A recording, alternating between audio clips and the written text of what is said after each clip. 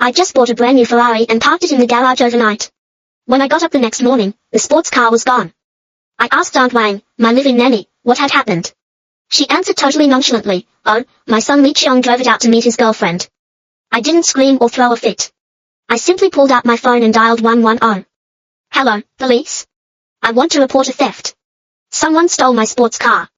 20 minutes later, patrol officers arrived at my doorstep. "Aunt Wang, where's my car?" Aunt Wang froze mid-chopping vegetables without even lifting her head. Li Qiong took it out. Li Qiong was her 24-year-old son with no steady job. Doubt curdled into icy shock inside me. Her tone was as casual as if she were commenting on fresh cabbage from the market. She set down the kitchen knife, wiped her hands, and turned to face me, no trace of remorse, only a sense of entitlement. "He said his girlfriend lives far away, driving a fancy car would make a good impression. He'll bring it back this afternoon. I figured I'd just let you know." I stared at her without a word. The air turned thick and stifling. I treated her well for 5 full years. I paid twice the market rate for her salary, never skimped on holiday red envelopes, and never complained when her son dropped by for free meals every other day. That didn't give her free rein to take my belongings at will, especially a multi-million yuan supercar. I felt no rage, not even a flicker of emotional outburst. Anger is a tool for the weak. I stared at her calmly, unlocked my phone, and opened the dial pad. Aunt Wang rambled on to reassure me, "Don't worry, Miss Xu. Qiong has a valid driver's license, he drives very steadily. Young folks care about face, us elders ought to help them out when we can." I ignored her chatter and tapped 3 numbers, 110. The call connected instantly. "Officer, I'd like to file a theft report. A red Ferrari parked in my private garage was stolen half an hour ago. Let me give you the license plate number." All color drained from Aunt Wang's face in the blink of an eye. She looked as if lightning had struck her, rooted to the spot in stunned silence. Seconds later, she let out a shrill scream and lunged forward, trying to snatch my phone out of my hand. I stepped back easily, dodging her charge, and continued relaying details to the dispatcher. "I have a rough idea who the suspect is." Her body began to shake, tears and snot streaming down her face as she abandoned her physical struggle and wailed. "It's not theft. It's just a misunderstanding." I hung up the call and watched her cry without emotion. "Aunt Wang," I said, my voice quiet yet sharp enough to cut through her sobs. She fell silent mid-wail. "Did I give Li Qiong permission to take my car?" She shook her head subconsciously. "Did I hand him the car keys?" Her lips trembled. "Did I ever authorize him to use any of my property?" She couldn't utter a single reply. Taking valuable private property without the owner's legal consent is legally defined as theft. I spoke each word slowly and clearly, hammering the truth home. It finally sank in how serious the trouble was. She rambled incoherently, begging for mercy. "I was wrong, Miss Xu. I'll call him to bring the car back right away. Please tell the police it was just a mix-up." She reached for my arm to tug me toward her, and I stepped away again. "There's no need. He can return the vehicle directly at the police station." Aunt Wang's legs buckled, and she collapsed onto the floor, overcome with despair and terror. I didn't spare her a second glance, turning to walk out of the kitchen. Sunlight streamed through the living room floor-to-ceiling windows, yet something inside this house had broken irreparably. I picked up my cold coffee and sipped it bitter, the sharp taste clearing my mind completely. 20 minutes later, the doorbell rang, not for Li Qiong's return, but for the police. Chapter 2. 2 uniformed officers, 1 male, 1 female, stepped inside. The male cop looked surprised to see a young wealthy woman filing a theft report, while the female officer scanned the room calmly. "Did you place the emergency call?" I nodded and invited them in. "My Ferrari's gone." Aunt Wang scrambled over from the kitchen floor the second she heard voices, bursting into hysterical tears in front of the officers. "Officers, this is a huge misunderstanding, we're not thieves." I cut through her dramatic weeping and spoke plainly to the police. "The car was driven off by my nanny's son without my consent. I never handed over the keys or granted permission to use it." The female jotted down every detail, then turned to question Aunt Wang, who stammered helplessly mid-sentence. Just then, the front door clicked open. My husband Zhu Mingjuan walked in looking exhausted. When he spotted the uniformed officers in our living room, his expression darkened instantly. "What's going on?" Aunt Wang threw herself at his legs like she'd spotted a savior, sobbing loudly. "Mr. Zhu, save me. Miss Xu called the police and claims we stole her car." Zhu Mingjuan patted her shoulder to soothe her, then shot me a reproachful, irritated glare. "What's this tantrum about, Xu Jing?" "Tantrum?" I repeated the word hollowly. "My car was stolen, so I reported it to the police. You call that throwing a fit?" His face turned uglier with frustration. He exhaled sharply and lowered his voice. "Aunt Wang already told me Li Qiong just borrowed it. He's young and foolish, I'll lecture him later. Do we really need cops parading through the house for everyone in the neighborhood to gossip about?" He turned to the officers with a forced smile, trying to usher them out. "Sorry for wasting your time, it's just a trivial family dispute." The female cop held her ground and looked to me for confirmation. As the vehicle owner, what's your stance on this matter?" I met Zhu Mingxuan's furious gaze and answered unwaveringly, this is not a trivial household issue. Aunt Wang is not my family, and Li Qiong certainly isn't. My personal assets were illegally seized, and I have every right to report this crime to law enforcement. I see nothing wrong with my decision. Zhu Ming's face flushed crimson with rage. He'd never expected the usually gentle, yielding me to stand my ground and contradict him in front of strangers. Aunt Wang's worked for us 5 years, she's put in hard work even if she's not blood family. How can you be so heartless over a car and drive her to ruin, he shouted. A cold laugh escaped me. It's not me pushing her to this point, it's her spoiled son, and you, for blindly taking her side without hearing me out first. Is every crying, throwing fit person automatically in the right in your world? The two officers exchanged glances, having pieced together the full picture of the conflict. The female officer spoke up sternly. Theft charges are filed based on property value. A Ferrari far exceeds the criminal filing threshold. Your son-in-law took the car without the owner's consent, which constitutes theft. You'll need to come with us to the station for a formal statement. Aunt Wang's legs went limp, the male officer guided her to her feet to escort her out. She shot me a venomous, hateful glare over her shoulder as they left, as if I were the villain of the whole incident. Zhu Mingxuan tried to block their path, but the female cop warned him against obstructing official duties, and his arms fell uselessly to his sides. The front door slammed shut behind them, leaving an eerie silence hanging over the living room. Zhu Mingxuan stood seething, chest heaving with anger, and ground out a sentence through clenched teeth after a long pause, "You've gone way too far, Xu Jing." Chapter 3. I haven't gone too far, I replied evenly, my tone steady and unshakable. I only regret I didn't draw this line sooner. Zhu Mingxuan shot to his feet, enraged. What exactly do you want? Get Li Qiong a criminal record and lock Aunt Wang up, and then you'll be satisfied? I stepped forward until we stood separated only by a coffee table.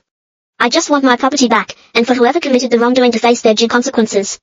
That's basic justice, isn't it? He let out a bitter laugh. Justice? Who's the head of this household here? Don't forget Aunt Wang was my late mother's trusted maid, you're disrespecting my mother's memory by treating her this way. My heart turned cold at the familiar tactic of hiding behind his deceased mother to guilt-trip me. I'd backed down countless times before out of love and respect for his grief, but I wouldn't yield any longer. 2 points you've gotten wrong, I told him coldly. First, this Ferrari was purchased entirely with my premarital personal assets, it has nothing to do with you or your mother. Second, Aunt Wang draws a salary to complete her job, she is not the matriarch of this house. Her job does not include enabling her son to steal my possessions. Third, face is earned through proper conduct, not handed to you by others. If you want dignity, manage the people around you and stop letting them trespass on my rights. His face shifted from red to pale to sickly green, lost for words as every logical fact dismantled his flimsy excuses. You're just twisting words to argue, he muttered uselessly. I had no desire to waste breath debating irreconcilable core values, and turned to head for the bedroom. Stop right there, he roared behind me, issuing a commanding demand. Call the police immediately to drop the case, go apologize to Aunt Wang, and we'll pretend none of this ever happened. I slowly turned back to face him. What if I refuse? A vicious glint flashed in his eyes. I advise you not to test my limits. I let out a bitter, hollow laugh. Your so-called limit is to overlook violations against your wife's legal rights, to condemn me without evidence for the sake of a nanny. If that's your standard, you crossed my own limit long ago. My bottom line was mutual respect, something he hadn't given me for years, if ever.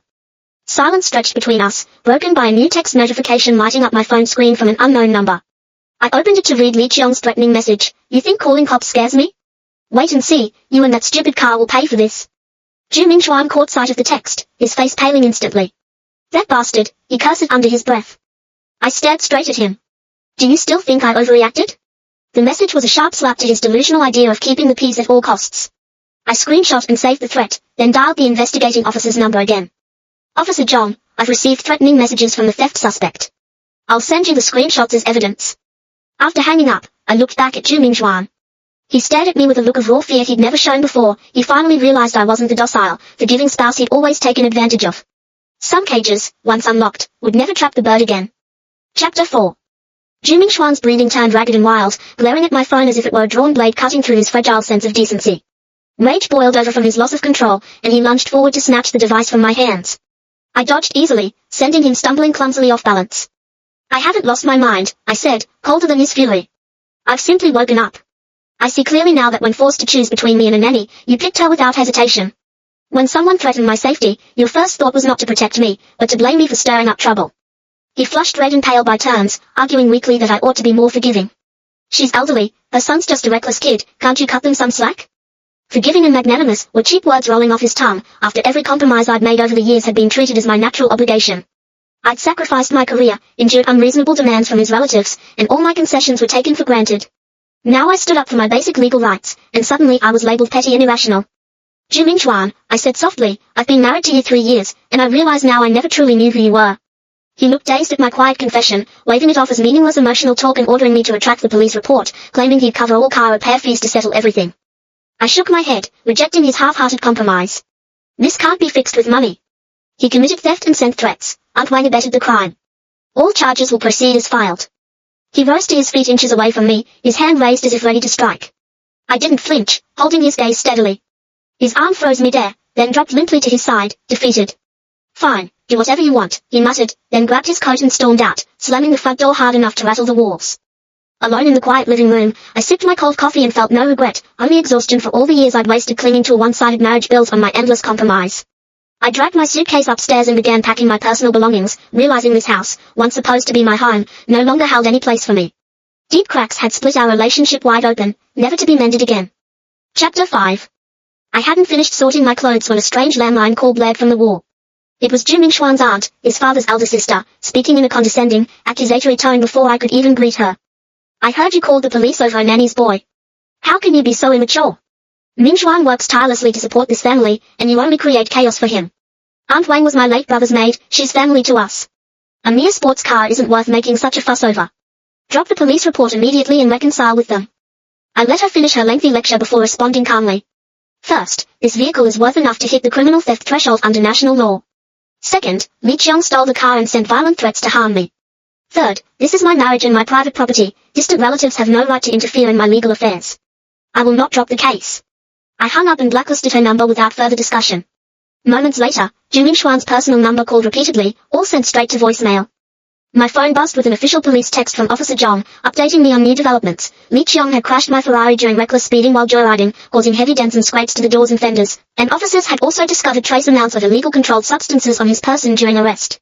The case had escalated from simple theft to criminal damage, dangerous driving, and drug possession. My heart turned icy at the news, and I contacted Li Ran, my college senior and top local criminal attorney, recounting the full sequence of events including Ju Mingxuan's biased defense of the perpetrators and his family's harassment. After hearing everything, Li Ran advised me to prepare divorce paperwork alongside the civil and criminal claims against Li Qiang and Aunt Wang. I made the final decision to dissolve the marriage once all legal evidence was secured. Chapter 6. The next morning I headed to the police station to verify vehicle damage and sign official statements. When I entered the interrogation waiting area, I spotted Aunt Wang haggard and hollow-eyed, sitting beside a defeated Ju Mingxuan. They both stood the second they saw me, Ju rushing forward to beg me for a settlement. He offered to fully pay all repair costs, even buy a brand new identical Ferrari if I'd sign a criminal mitigation letter to spare Li Qiang from jail time. I asked him flatly if he'd considered my safety when Li Qiang sent death threats, or the risk to innocent motorists when the boy raced my car recklessly on public roads. He had no answer, unable to justify his blind loyalty to the nanny's son over his own wife's well-being. I refused any settlement offer and instructed my lawyer to pursue full civil compensation alongside criminal sentencing. As I turned to leave, Aunt Wang threw herself onto the tile floor and clutched my ankles, kowtowing and wailing for mercy for her son, yet still refused to acknowledge her own complicity in the theft. I freed my legs and walked out of the station without a backward glance, leaving them trapped by the consequences of their own choices. Chapter 7. Li Ran's law firm occupied a high-rise downtown CBD office filled with floor-to-ceiling glass overlooking the city's financial district. She laid out all compiled evidence in front of me, complete police reports, vehicle damage assessments, Li Qiang's drug test records, and a thorough audit of 3 years of Ju Mingxuan's undisclosed asset transfers to his relatives without my knowledge. He purchased a 3 million yuan villa for his father entirely with marital joint funds, transferred over 2 million to his aunt under the guise of informal loans with no receipts, and fully funded his cousin's overseas tuition fees, all hidden from me. I'd never once monitored our shared accounts or questioned his generosity toward his blood relatives, trusting our partnership wholeheartedly, only to discover he'd treated our mutual savings as a personal piggy bank for his clan at my expense. I instructed Li Ran to revise the divorce agreement to demand full recovery of all improperly transferred marital assets, plus a favorable property split due to his status as the primary at-fault party for enabling harm against me. When I returned home with the finalized legal documents, Ju Mingxuan tried to bargain with me by offering to cover car repairs in exchange for dropping all charges and divorce proceedings. I rejected every compromise outright, informing him I would push the case through civil and criminal court to recover every asset stolen from our shared life together. Cornered and powerless to change my mind, he stormed out of the house once more, leaving me alone to pack my belongings and await the legal reckoning. Chapter 8. Ju Mingxuan's entire family launched a coordinated harassment campaign, bombarding my phone with threatening calls and verbal abuse, each relative taking turns lecturing me for being cold and greedy, for refusing to forgive Li Qiang's crimes. Every call was documented and saved as supplementary legal evidence. After exhausting their phone harassment tactics, Ju's aunt threatened to sue me for the return of funds her nephew had gifted her, unaware Li Ran's team had fully traced every illicit transfer and prepared counter-litigation for unlawful possession of marital property. Faced with irrefutable bank records, the entire Zhu clan fell silent, unable to produce a single valid excuse for their hidden embezzlement. When Zhu Ming attempted to block my exit from the house to force a private negotiation, I showed him the stack of legal filings and warned him I'd pursue restraining orders if he continued obstructing me. He retreated, defeated, watching as I finalized my plans to move out of the home I'd bought with my premarital money, once and for all severing ties with his toxic family system. Chapter 9. After multiple rounds of failed private intimidation from Zhu's kin, local media picked up the core story of the stolen Ferrari and the husband who sided with the nanny over his victimized wife. A well-known city gossip blogger anonymously published the full timeline of events using evidence I'd provided without disclosing my name. The story instantly went viral, tanking Zhu Mingxuan's ongoing venture capital negotiations for his startup firm as investors pulled out over reputational damage from his unethical personal conduct. Desperate to salvage his company, Zhu's business partner reached out to beg me to retract all evidence and settle privately, yet I held firm, refusing to compromise on full asset recovery and criminal prosecution for Li Qiong. When Zhu Mingxuan arrived at my doorstep begging for a last chance to reconcile, I laid the complete divorce and asset recovery paperwork on the table, forcing him to acknowledge there was no path back to the marriage after everything he'd allowed to happen to me. He crumpled, defeated, and agreed to sign all legal documents on the condition I spare his company from complete collapse, a concession I refused to grant. Chapter 10. Faced with irreversible reputational damage and pending civil lawsuits, Zhu Mingxuan issued a public apology via his corporate social media account, admitting his unfair treatment of me, his complicity in covering up Li Qiong's theft, and the illegal diversion of marital assets to his relatives. He formally resigned as CEO of his tech firm to minimize fallout for his business partners, while all online public opinion shifted firmly to my side, netizens condemning his blind filial bias and disregard for his wife's safety and property rights. The Zhu family's attempts to file counterclaims against me were all dismissed by the court due to overwhelming evidence proving their coordinated financial exploitation and harassment. Li Qiong received a 5-year combined prison sentence for grand theft auto, criminal property damage, dangerous driving, and illegal possession of controlled substances, and Wang was handed a short detention term for aiding and abetting the crime, and ordered to pay 6-figure compensation for the Ferrari's repair costs. All improperly transferred assets to Zhu's father and aunt were legally seized and returned to me as part of the marital asset split ruling. Chapter 11. Once all legal judgments were finalized, I sold the repaired Ferrari. It carried too many painful memories of betrayal, and purchased a one-way train ticket to a quiet coastal southern town to escape the city and rebuild my life away from all conflict. I rented a sea-view cottage by the shore, filling my days with painting, surfing, and quiet walks along the empty beaches, slowly healing from 3 years of suppressed emotional harm. I opened a small seaside art studio and homestay catering to travelers seeking peace, far removed from the toxic greed and double standards that had defined my former marriage. Months later, word reached me that Zhu Mingxuan had lost nearly all his wealth from asset liquidation, his family torn apart by financial disputes over the seized villa and returned funds, while Li Qiong remained incarcerated for his crimes. I felt no satisfaction or malice, only quiet relief to have escaped a life where my love, labor, and property were constantly taken for granted by those I'd once trusted completely. Standing on my cottage balcony watching the sunset glint over the ocean waves, I knew I'd finally reclaimed my freedom, ready to chart a new course entirely on my own terms.